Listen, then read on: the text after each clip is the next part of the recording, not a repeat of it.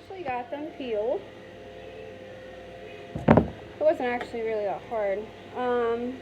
So it says to boil some water, which I have over here. I don't know how people do this, especially like when they have kids already. This is crazy. I don't know if they're single moms or what, but I'm a single mom, so I think me taking this on is complete insanity. But the whole reason I'm doing this, by the way, it's my first video, is my sister came across an article about Kason, about the baby foods I'm feeding my son.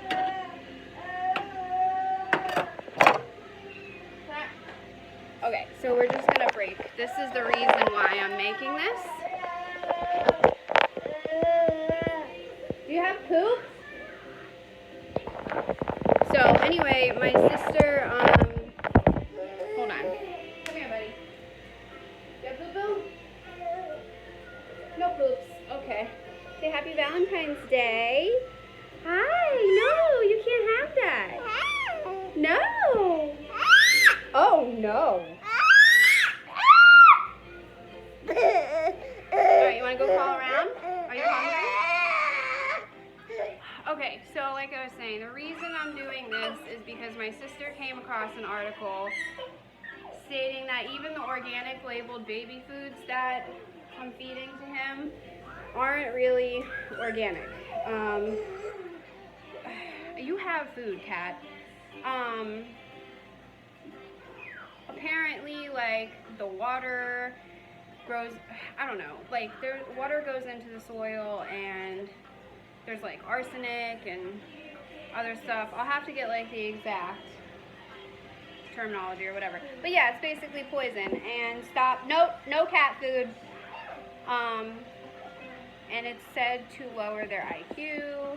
And I don't know, arsenic and mercury and all that just don't sound too appealing to feed a baby. So Kason will be 1 March 2nd, so he's pretty much off of baby food, but he's only got his 2 bottom teeth, so be nice to Kitty. So I'm like, okay, well, there's too much going on for me to even do this. My mom's texting me right now. Stop texting me.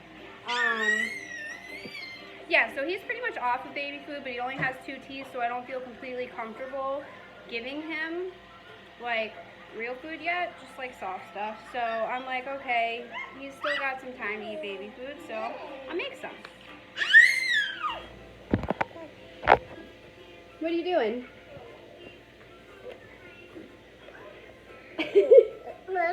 Mama? Whoa. Good. Yeah, so making baby food can be very difficult for me. Come here. You're not allowed to have cat. Not allowed to have cat food. Come on, you want to make food with mommy? Okay, so we got some sweet potatoes over here. I'm gonna put little Case in the high chair. Are you tired?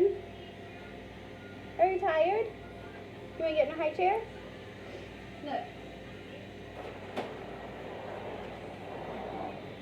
So we'll see if he'll let me put him in here. Ready? Whee!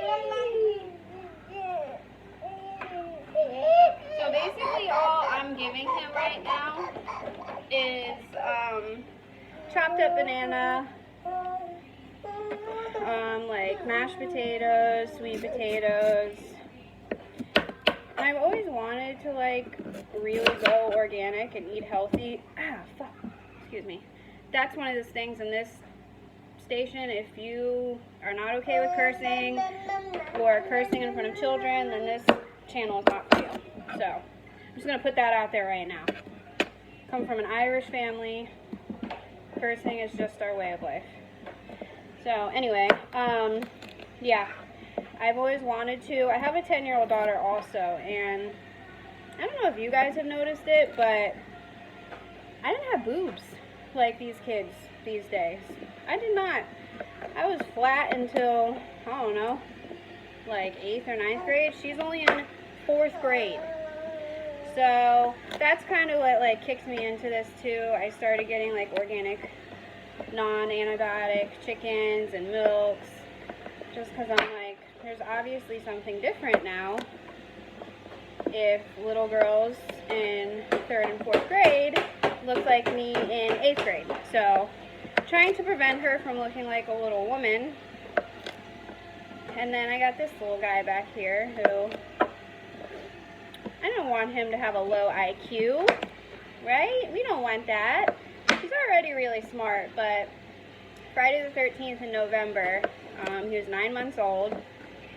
He was standing, he started standing early holding on to things. So he was in my playroom area and I have a sliding glass door.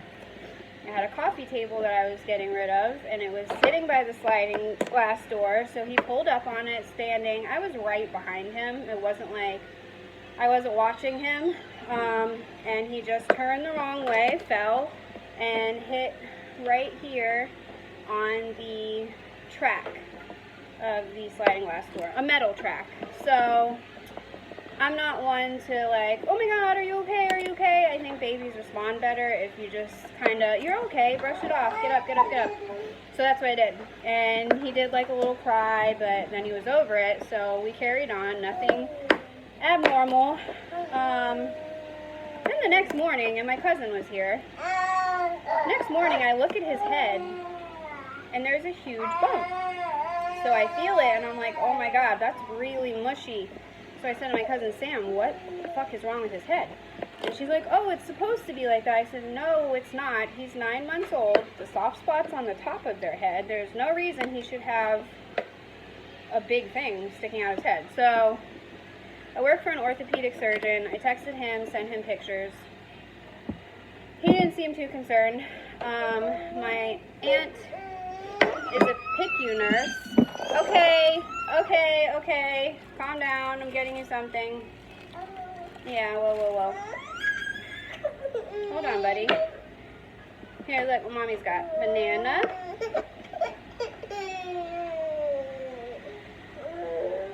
Nana. So my aunt's a PICU nurse, so I texted her, sent her pictures, and she didn't seem too concerned either. You know, they both are like, babies are indestructible, blah, blah, blah. He's not showing any signs of anything different, didn't lose consciousness, no. So anyway, 4 days go by and I'm watching this thing on his head not get smaller. If anything, it looks bigger. So I finally decided to call his pediatrician, which I was terrified to do because it's a head injury and we all know how that kind of stuff goes. So anyway, call his pediatrician. Did you eat that banana already? Damn, this is really hard. And got him in, sent for an x-ray. X-ray showed a fracture, a skull fracture. Here you go, buddy. So they told us to go to the emergency room immediately to go have a CT scan done to make sure there wasn't any bleeding on the brain, anything like that. So we go to St. Mary's in West Palm Beach. They get us in. We do the CT scan of his head, and then protocol, which I know because of where I work, is they have to call DCF. So I knew that was coming. So they came in, they're like, hey, you know, we have to do this with everybody. We have to call DCF. We have to do a full body scan. X-ray all of his bones, make sure nothing else is broken. So I wasn't worried about it because I don't have anything to worry about. So I said, okay. So we do it. Nothing else is broken, of course. And then I guess DCF wasn't interested because I don't have a case because I don't beat my kids. So that was nice just to not have to deal with that. It was pretty crazy though because at the time he was only 9 months going on 10 months, and this guy, the x-ray tech, is like getting all pissed off with me because Kason is obviously not trying to lay still for an x-ray. So me and him end up having words, and I start crying, and I'm like, I don't know what I'm doing. I'm like, I don't know what I'm doing. I'm scared. My son is hurt, and you're just being a dick. And then after I said that, he was like, you're right, I'm sorry, I forgot, I do this every day, you don't, blah, blah, blah. So after that, it was fine. So, end of the story is, There is no bleeding on, I can't say the word bleeding. Here you go, buddy. There's no bleeding on the brain. He's okay. DCF didn't have to be called. But holy shit. I have a 10-year-old daughter, and she's never broken a bone, knock on wood.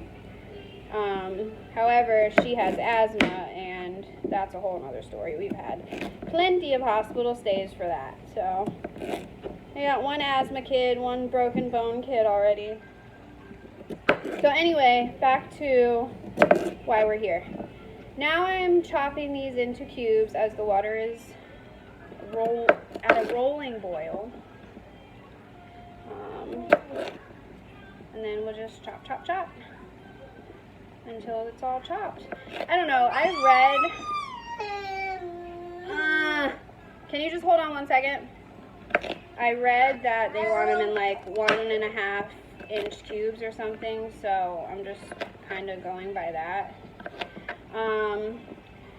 In addition, I read that spices are good for babies too, so I got some ginger that's really good for the immune system and digestion.